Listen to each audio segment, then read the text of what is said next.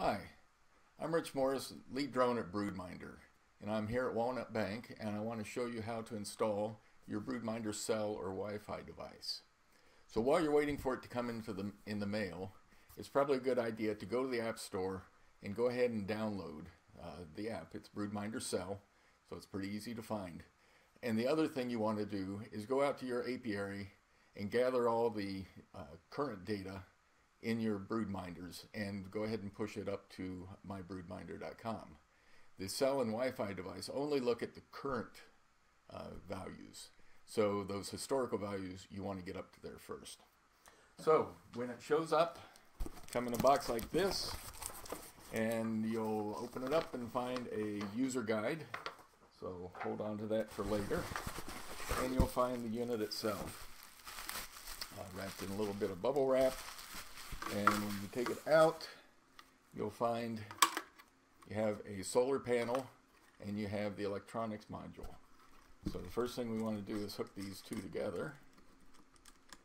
So it should have a nut and bolt on the solar panel.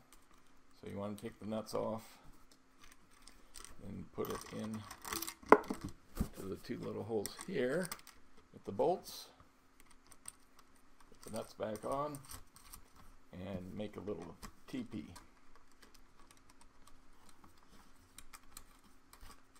Okay, there we go. And we'll just tighten those a little bit so they don't fall apart. Okay, and now you've got it all put together. You're going to want to mount it, when you do mount it, with the solar panel facing south. It needs to get as much sun as it can. It'll run for a few days without sun, but to keep it charged up and working right, especially through the winter, you want all the sun you can get. So don't put it in the shade and face the solar panel south. Now what you want to do is grab your phone, and when you start up the Cell app, it'll come up and you'll see, you should see the number of the device come up. In my case, it's 440219. And if you look inside the device, it has a number also, and that says 420219. So it's nice they match. It also says device in deep sleep. Tap here to activate. Before we ship these, we charge up the solar battery and we put the device in deep sleep so that it preserves the battery as long as it can. Now, if it sits on the shelf for a long time while you're waiting to put it in, it's possible that the battery could go dead and you won't see it show up here. What you should be able to do is put it in the sun, give it 3 or 4 hours, and it'll charge up. While it's charging, you'll see the lights on the battery, the white bit in here. You'll see them flashing. And then you'll see it show up here, 440219. So tap here to activate. So let's tap there, and it says activating. And you'll probably see a few lights flashing inside here. And now it's searching for BroodMinders. Here at my place, it's found 6 so far, 7. So it's looking for all the BroodMinders in the area. And then it's trying to connect to the cell network. So after it searches here, okay, now the status is changing, and the status says acquiring cellular service. Now it's going out to the cell towers, trying to find something close. In my case, it's AT&T, and I have good signal right here in the apiary, so I have 3G cellular network, and it says okay. And then in a few seconds, it should say updating in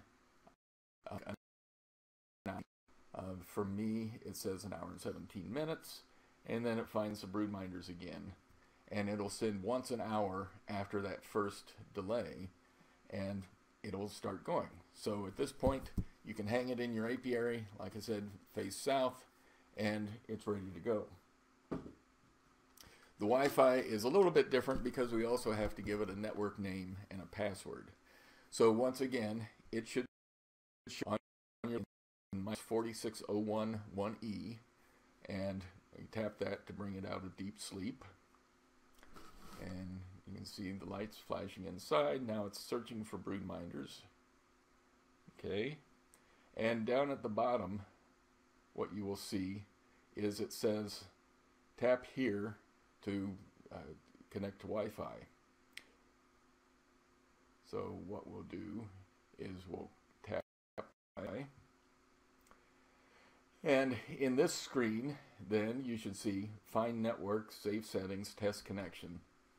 And you want to press the Find Networks. And it'll show up here Scanning Networks. And it's going out and looking for all the Wi-Fi networks that it can connect to. In my case, it comes up with two. One of them is Walnut Bank, which is the one I want. So I hit the Select up by the Find Networks button, and it gives me the choices down at the bottom. And I choose Walnut Bank. Now it puts in here Active Network, Walnut Bank. I type in my password. And for security, most of them are WPA. That's pretty typical. If it doesn't work, you can select the other one, the WEP, but it probably will work with WPA. Hit Save Settings and Continue, and then when you go back to the main screen, it should go ahead and connect to the network, and you'll see it, connecting to network and that little status message. And then it should have the same message updating in my case, 46 minutes and 31 seconds. So that's when the data will start streaming to the my BroodMinder. Like I said, it puts the values out there once an hour, and that's about it. So the problems you could run into is if it's left on the shelf for a long time and the battery totally drains, then it's possible that the configuration of the solar battery is forgotten. We have to have it in always on mode. Always on mode keeps the solar battery from turning off after 20 minutes, which it normally does. So in case it's not, I'll show you how to test. So there are 4 screws. You take those 4 screws out.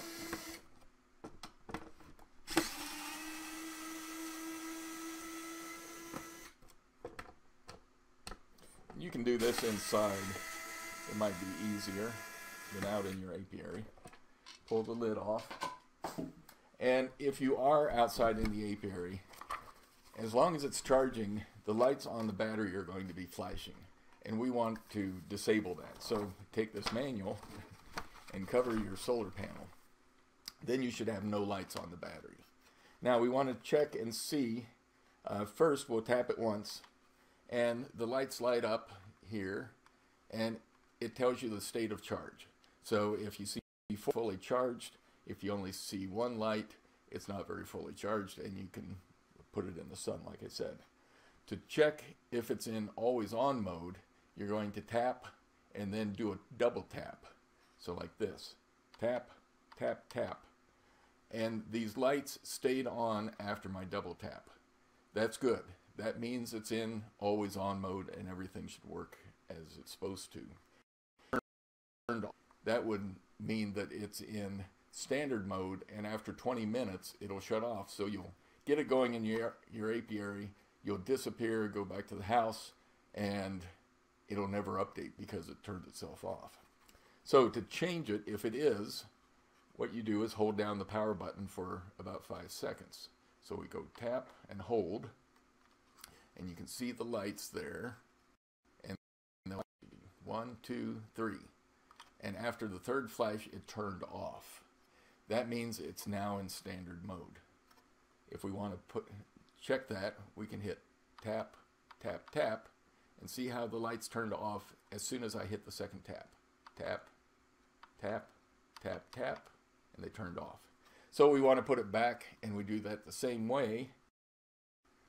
We hold the button down and wait for the 3 flashes. 1, 2, 3, and they stayed on this time. So that means it's in always on mode. We'll test one more time. Tap, tap, tap, and the light stayed on. So it's in always on mode, and that's good.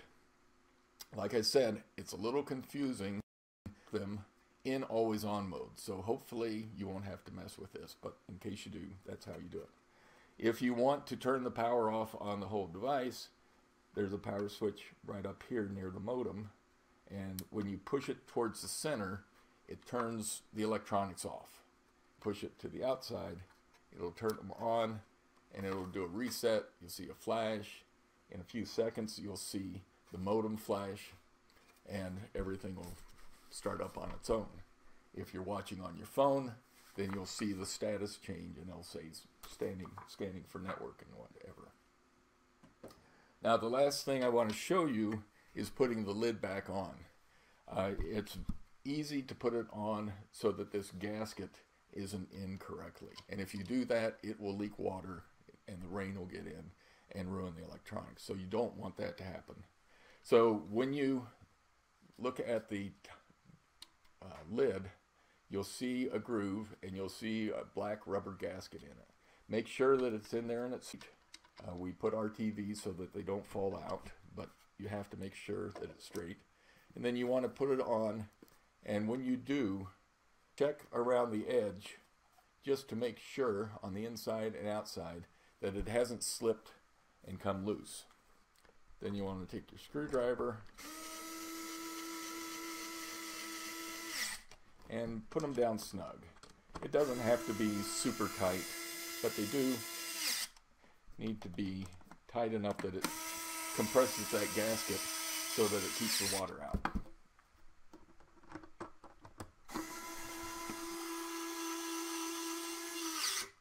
Okay, and that's it. So we've tried to make it as easy as we can. There are some places, though, that you can get messed up. And if you are having trouble, don't hesitate to contact us. Mike is at support@BroodMinder.com. He is there to answer your questions and help you out. And if he can't, then Theo or Dave or myself or Amanda or someone will help you out. We want you to be happy and have a good time with this. So take care. Hope your bees do well, and we'll talk to you later.